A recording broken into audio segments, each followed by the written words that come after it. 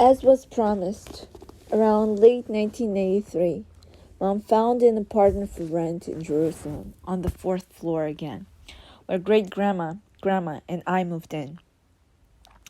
It was much better in quality as there was a heater since it was immeasurably cold in Jerusalem, and it was much cozier than the previous apartment we had had.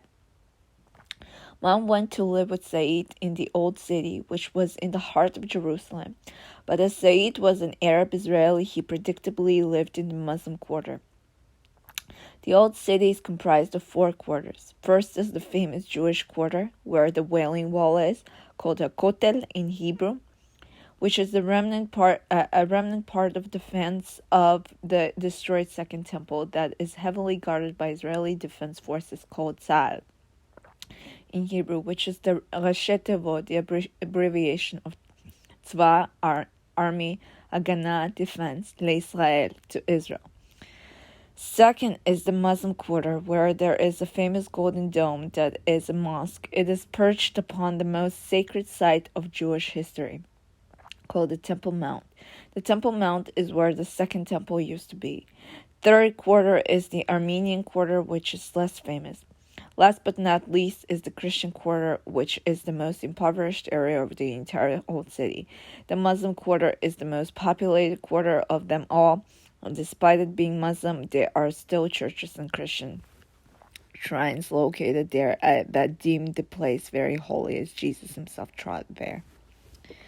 When Mom moved to live in the Muslim quarter, Said requested that upon strolling around the streets of the Muslim quarter, that she dress in Muslim attire, including putting a shawl around her head so as not to stand out from the crowd. On top of that, he strongly warned her not to speak in Hebrew so as not to get in superfluous trouble, which was the very language that Said and Mom communicated in. So Mom asked in which language it was acceptable to speak. He said to speak preferably in English, but it was safe to speak in Russian with whoever spoke it, which most people didn't. On top of that, Said sternly told Mom that in living with him she could not work and only had to take care of him by cooking him food and doing housework chores, which in fact was a house. Since Said was at work most of the day, Mom's only entertainment was to stroll around the interesting sights of the Old City, with a shut mouth since Mom spoke no English, and ravenously eat chocolate that Said provided in not-so-stingy amounts. During the weekends, Mom met up with me. She couldn't meet up with me during the weekdays because I was busy being in my new kindergarten that Grandma had signed me into, which this time I was happily going to. I grew old enough from going to a nursery into kindergarten that I probably much more enjoyed, since it probably was more intellectually stimulating than the nursery I used to go while living in Ashdod. The way our meeting would happen is that Grandma would bring me to the Wailing Wall in the Jewish quarter, and in order for Mom to pass from the Muslim quarter to the Jewish quarter, she had to pass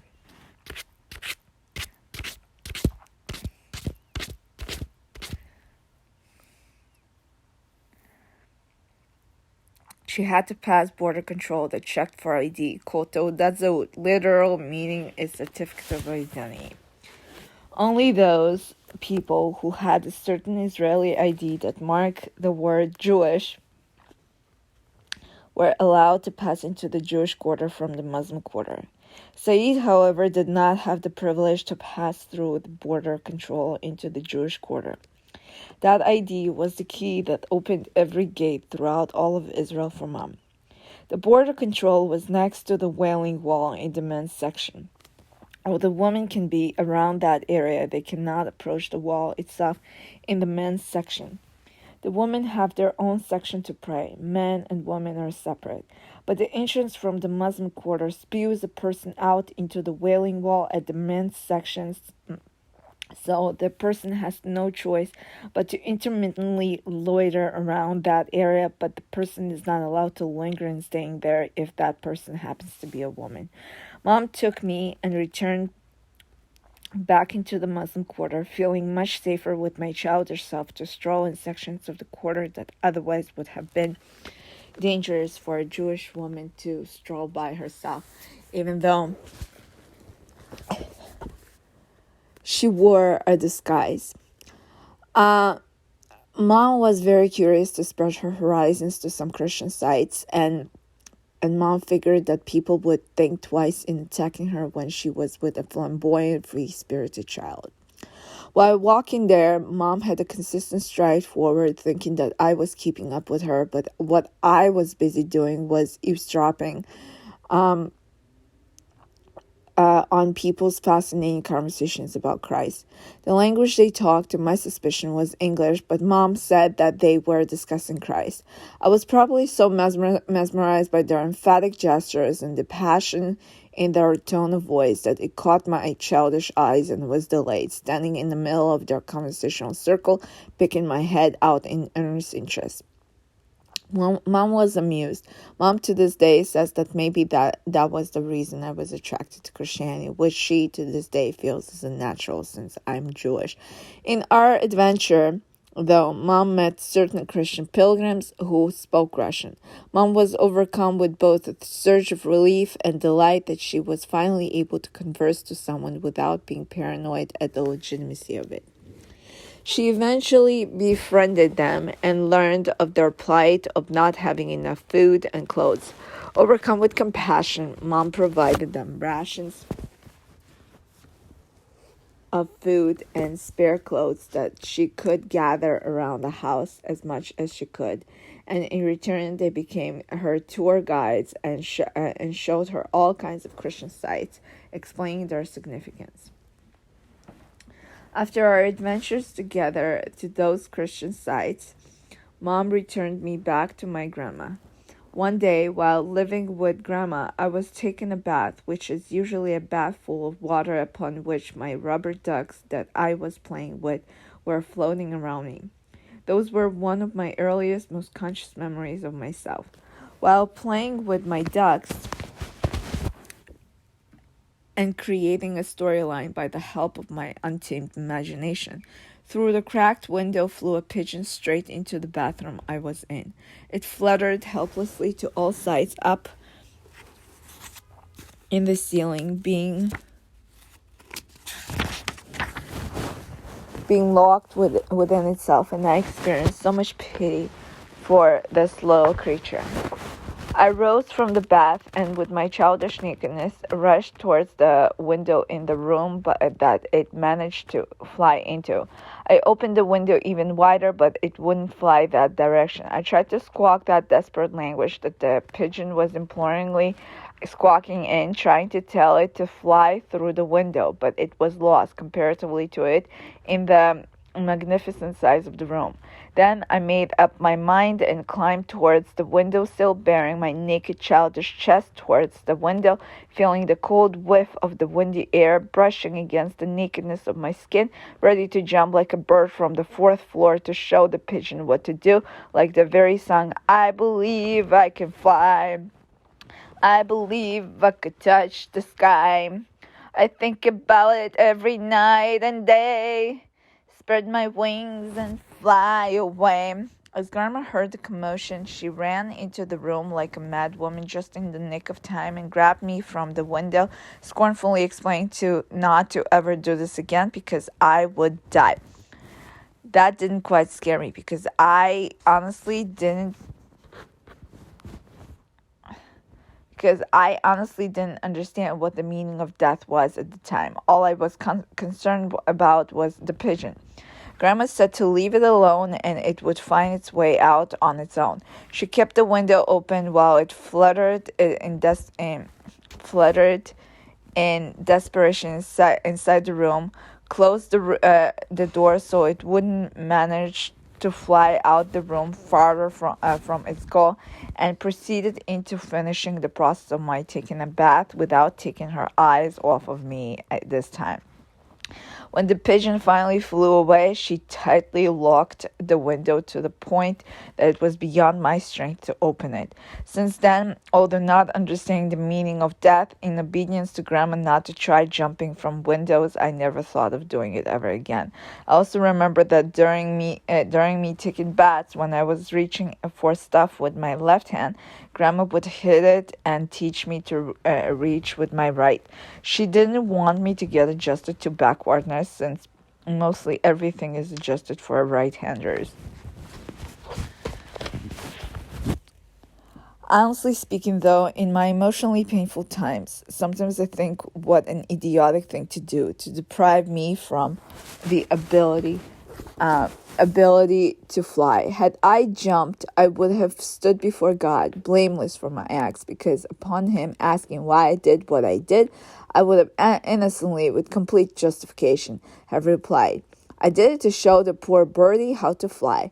He would have had to send me to heaven without having me go through earthly suffering and without having to account myself for all the wrongs I've done in my life, as it says in the Bible. So then each one of us will give an account of himself to God. Romans 14:12. However, now in the age of accountability, that excuse with God wouldn't fly as much as it would have flown before. Even if I am in the midst of ultimate desperation, succumbed with negative thoughts of the evil one, I am afraid to take my life away in awe of God. So I prefer to wallow in my misery until this will too shall pass. For our light and momentary troubles are achieving for us an eternal glory that far outweighs them all. So we fix our eyes not on what is seen, but on what is unseen, since what is seen is temporary, but what is unseen is eternal. 2 Corinthians 4:17-18. I very much understand that my life doesn't belong to me, in all of its temptations to seize it in an attempt to avoid pain. God put me on this earth for his divine reason, and I'm not in authority to take it or even damage the body that bears the breath of life in me. My body is the temple of my soul that God breathed into me. Scarring it not only displeases my God, but also hurts him. Or do you not know that your body is a temple of the Holy Spirit who is in you, whom you have from God, and that you are not your own? 1 Corinthians 6:19.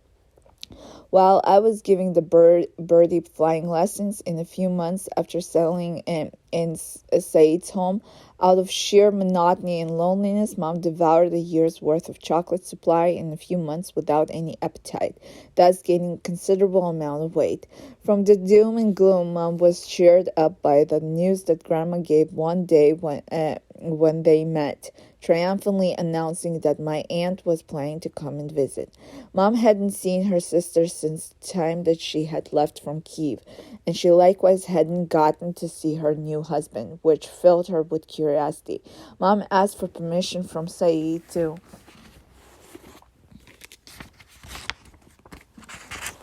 spend 5 nights at Grandma's house so that she could be with her family for all the time of their stay.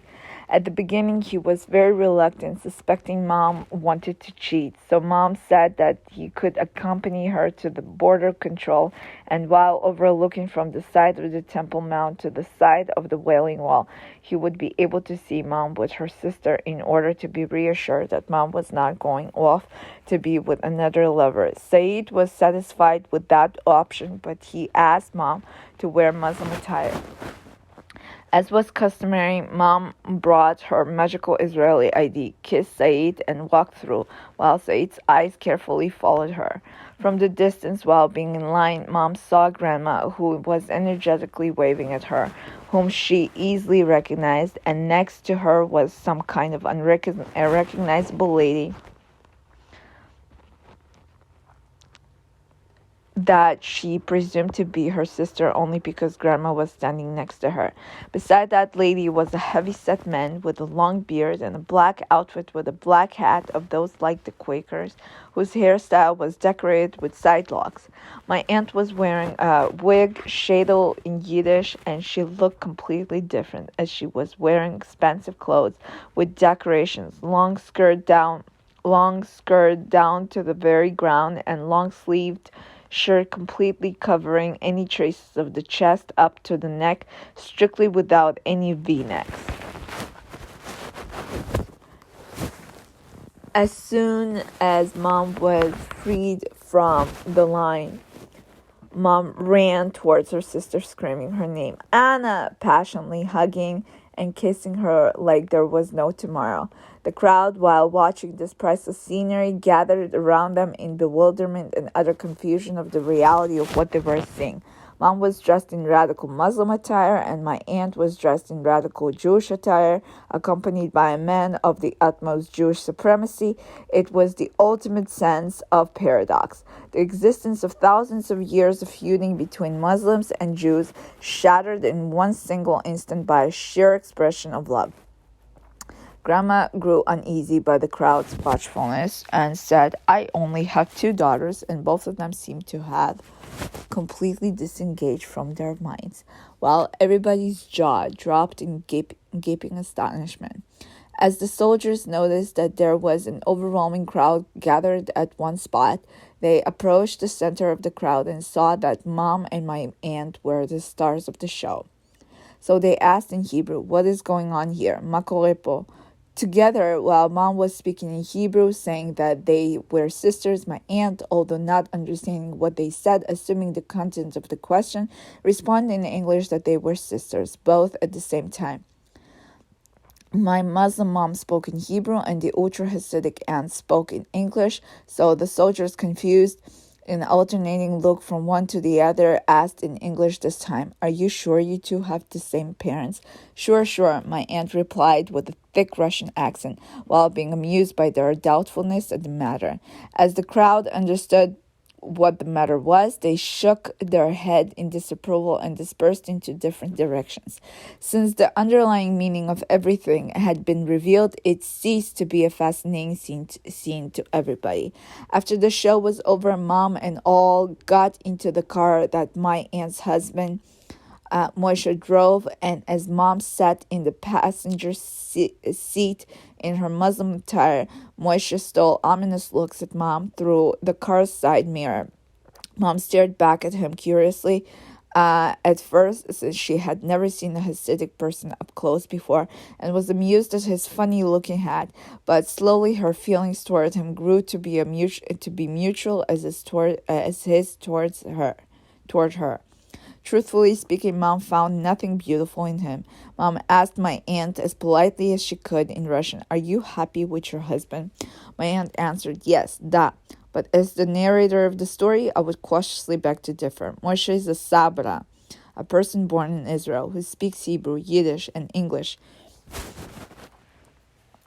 My aunt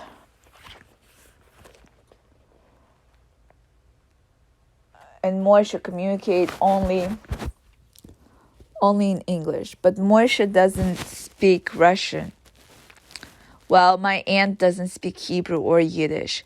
Mom didn't dare to ask her what she had found in him, which to this day seems to be a mystery to both Mom and me.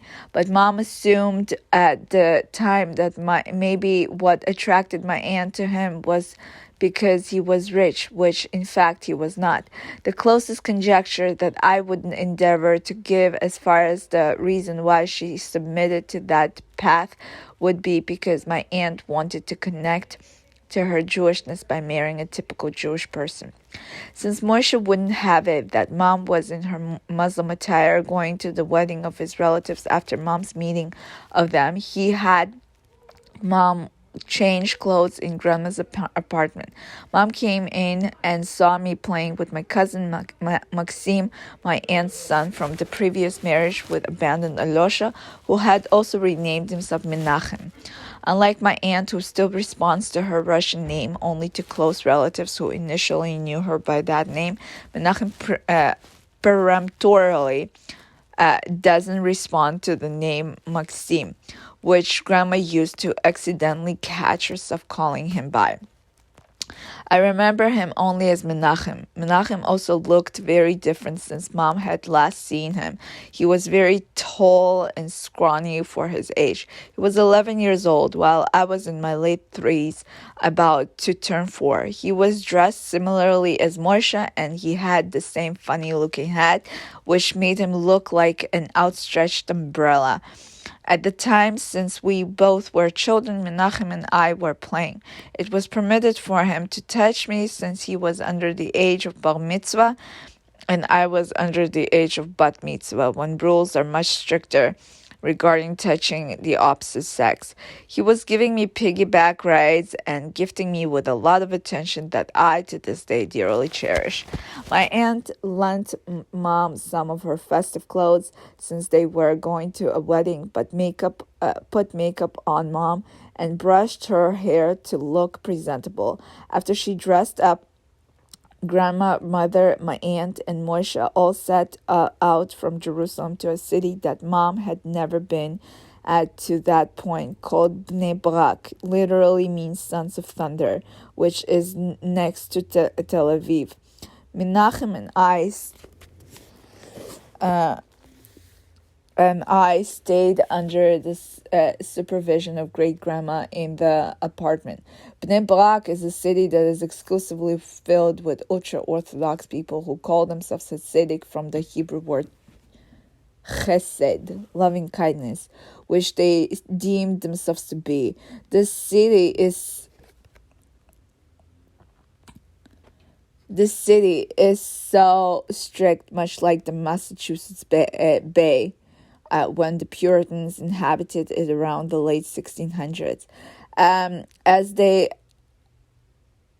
drove into the city, Mom was secretly disgusted by it, as it was very unkempt and trashy in comparison to all the other cities that Mom got to be in. From every direction, people looked overly covered by clothes and were undistinguishable from one another. But Mom didn't let that discourage her. She thought she was going to a wedding where she would get to dance and have the ultimate time of her life. The wedding was taking place in a cafe, and my aunt joked that Mom was about to meet some rich husband. But when they entered the cafe, Mom only saw pregnant women everywhere, which made Mom feel as if she went for a gynecologist for consultation, instead of feeling like she was in an actual wedding. Mom incredulously asked my aunt, is it possible that all these pregnant women are prospective single mothers? Where are all the husbands?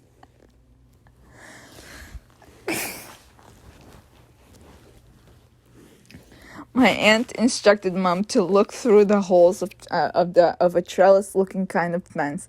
When Mom did, Mom saw a uniform, same color throng of men of different age and height. They all made a huge circle and moved clockwise, dancing in a way like dancing the little kids urged to urinate dance. Mom was sure that in Africa they must dance much more rhythmically than these guys. The woman, however, didn't dance at all. As usual, Mom confusedly asked, why is nobody dancing? I was prepared to show off my belly dancing skills when coming here. The music was very jumpy and vivacious with a good beat, to which my aunt answered, don't you even think about it. After they entered and had their first impressions of the place, Mom, my aunt, and grandmother sat by a table where Grandma and my aunt tried to restrain Mom from fidgeting in place under the beat of the music, saying, stop jittering for your own good. Mom stopped and started to wistfully look through the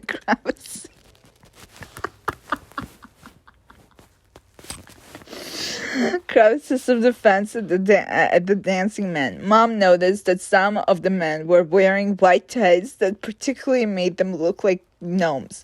Mom asked my aunt again the one wearing that kind of ludicrous looking attire that even Moshe didn't manage to wear. as he had normal black pants on. My aunt responded that those were the super religious people that marry only completely head-shaven women. To be honest, I can't really imagine being more religious than Moisha. Moisha is beyond religious, but apparently there is another step to this madness, and he at least allowed my aunt to have some kind of locks of her own hair, only she couldn't show it off in public. She had to wear wigs or a head cover when she was at home. If one of those gnome-looking men refused to shave off her head into complete baldness, then marriage would have been out of question, my aunt explained. After all these explanations, Mom lost all interest in all the heatedly dancing men who danced uniformly in a circle like a sheep walking on a rope.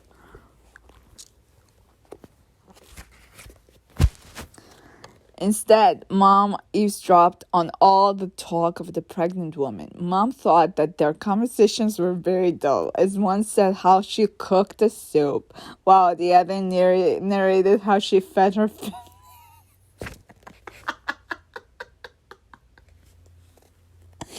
15th child. Mom also thought that the wedding was extremely boring. Even in some funerals, it was much more upbeat than this wedding.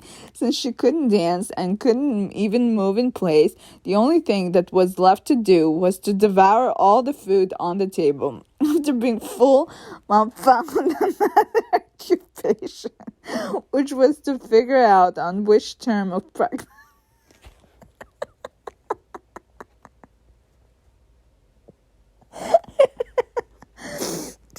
pregnancy each woman was based on the size of their protruding belly. Then Mom dreamed that all of this torment would end and she would be able to turn the TV on like a normal human being. Finally, everybody started dispersing and only the close relatives had to stay. Mom didn't know that she was included in such a privilege. And she quickly found out that there was a part 2 to this story.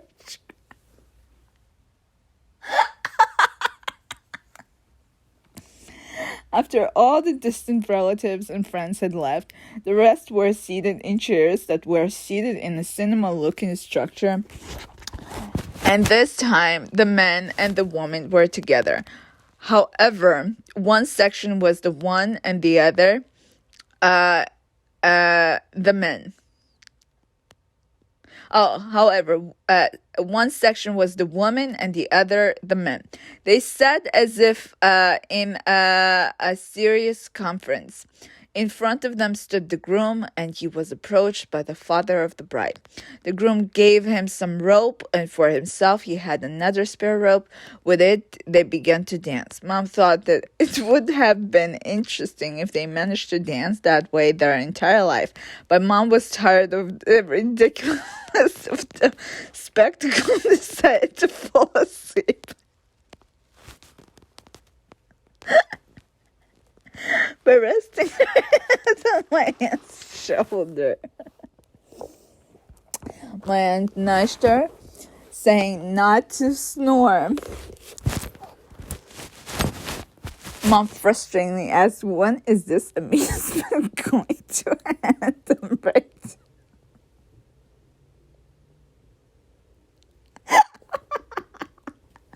I'm ready to walk home already. While Grandma later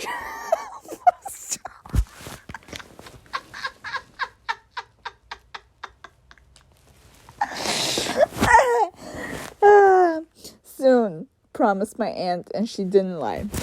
Then, at last, my aunt gave the order to dress up, which both Grandma and so without hesitation, they walked. Well, my aunt and Moisha were a little delayed in saying their goodbyes to the innumerable amount of close relatives they had. While waiting for them in the car, Grandma looked at Mom with frightened eyes as Lena, what was this?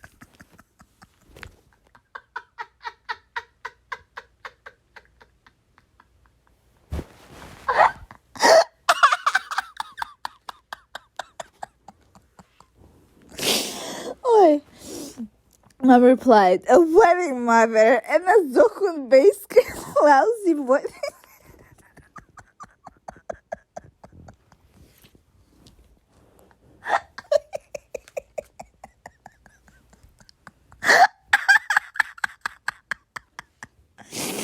Wait, they almost didn't see the bride, and she right away left with the groom, probably to make their first batch of babies. Until they finally got home, Mom no longer had the desire to watch TV, and her only wish was to go to bed.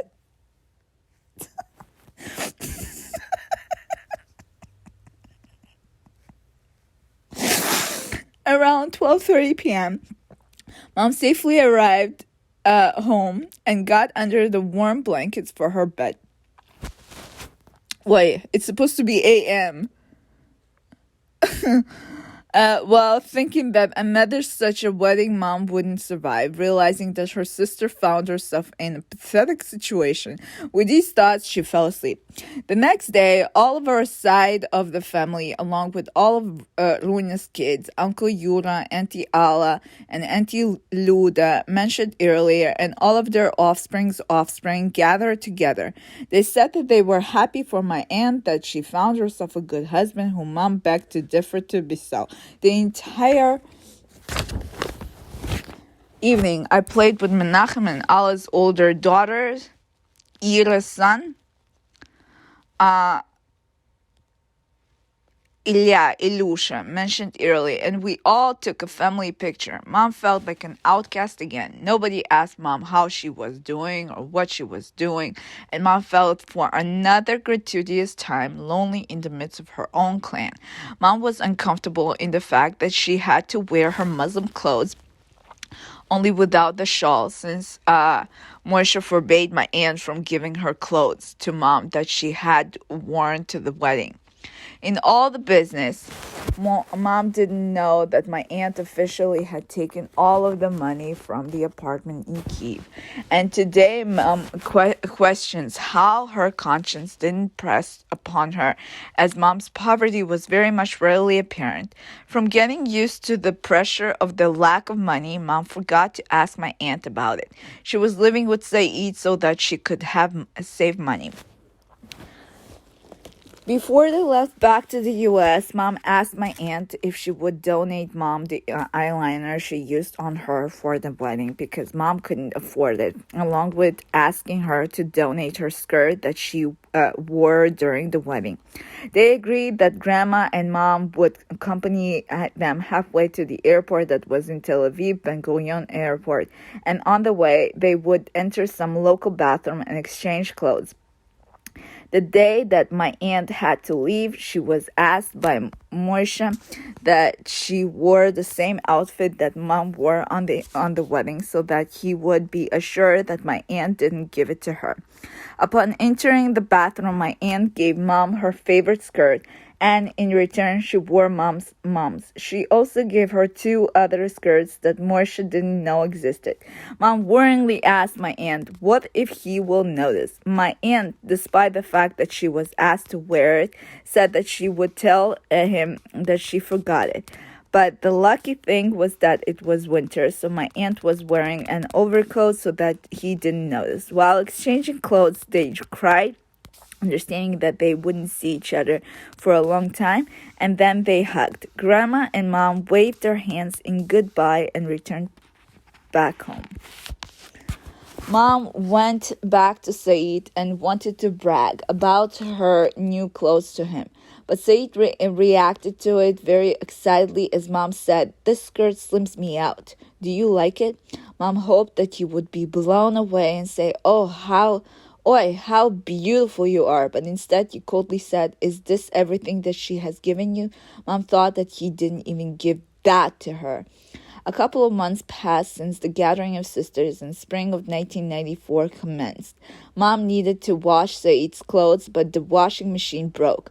Mom called Saeed, hoping that he would instruct her as to what to do and maybe give her a phone number of a person who could help fix the laundry machine.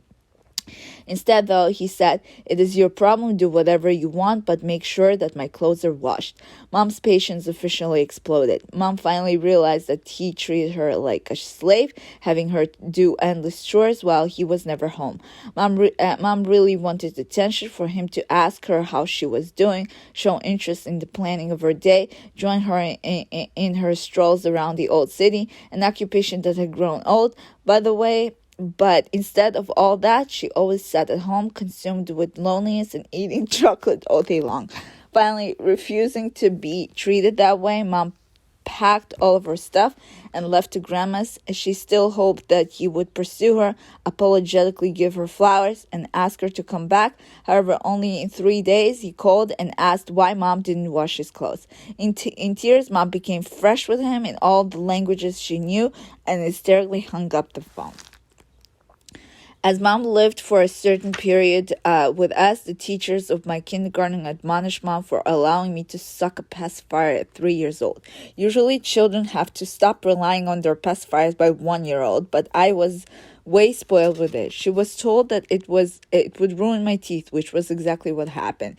Tired of the teacher's persistent admonishment, one day, Mom took my pacifier and threw it out the window, and I cried nonstop, which got on her nerves and made her angry, especially because she was not in the mood due to her unpleasant breakup. The following day, however, upon going to kindergarten, I grabbed a Russian book that Grandma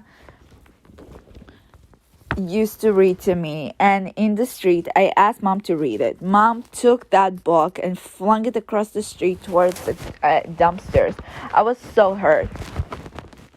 It was my favorite book, and it was laying there deserted on the asphalt next to the dumpsters. It was not like we were rushing anywhere like the other incident with the ball. Mom was just so agitated, and I couldn't understand why. As I went to pick that book up, guess what I found? I found my beloved pacifier, and while forgetting Mom's mean attitude towards me, I gleamed with happiness as if I found the ultimate treasure. I really put that pacifier in my mouth, and I started sucking on it, despite the fact that it had been on the dirty concrete next to the dumpsters.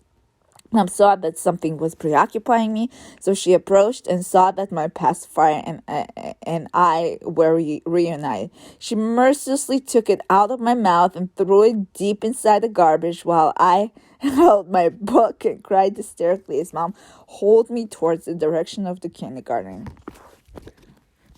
Since that event, I stopped sucking on the pacifier at age 4. Because of that habit, I had to straighten up my teeth for a duration of 6 years, from 8 years old till 14 years old. I had a dog bite, and my tongue was always sticking out of my mouth, for which reason I had to wear my retainer, which had 3 spikes on it in the palate of my mouth. Every time I closed my mouth, the spikes of the retainer would poke my tongue to keep it inside of the mouth. The orthodontist explained that mainly the stunted growth of my teeth was due to the fact that my tongue was always hanging because of sucking the pacifier for so long. My adult vampire teeth came out very late, and they were pulled by strings along with my front teeth. This entertainment cost 5,000 shekels in Israel and $2,000 in the States. These are the consequences for sucking a pacifier for so long. Nevertheless, as Mom lived with us due to her breakup, she felt that she no longer wanted to live in Jerusalem, as it reminded her of unpleasant memories. She asked around what should be her next step, and no one could guide her except Uncle Yura, who came one day to the apartment and said the following: "There's a settlement nearby in the West Bank called Ma'ale Ephraim. My sister, Alla, and her husband, Abrasha, are going to move there. It's a very beautiful place where you can buy a house by taking money on a loan and pay it off in down payment. There's a possibility this settlement would be given to the Arabs, in which case the Israeli government is bound to give a grant to those residing in Ma'ale Ephraim, where it's given to the Arabs. You guys should move there." Because nobody was able to give Mom any kind of other suggestion, she agreed on doing it. Also, Mom found the possibility of a grant very appealing, but to this day, she says to me that the settlement hadn't been given to the Arabs in a way as if she would have liked it to happen. I said to Mom that I didn't want it to ever happen, and she replied, "Why not? Instead of 4,000 shekels, I would have received 200,000 shekels. Don't you think there's a difference?" I said to Mom that Ma'ale Ephraim was my favorite place in my entire life, and that she shouldn't put a price to it. God forbid that this should ever happen. With all that said, the house was signed in Mother's name, even though she didn't live with us most of the time. In summer of 1994, we all moved together.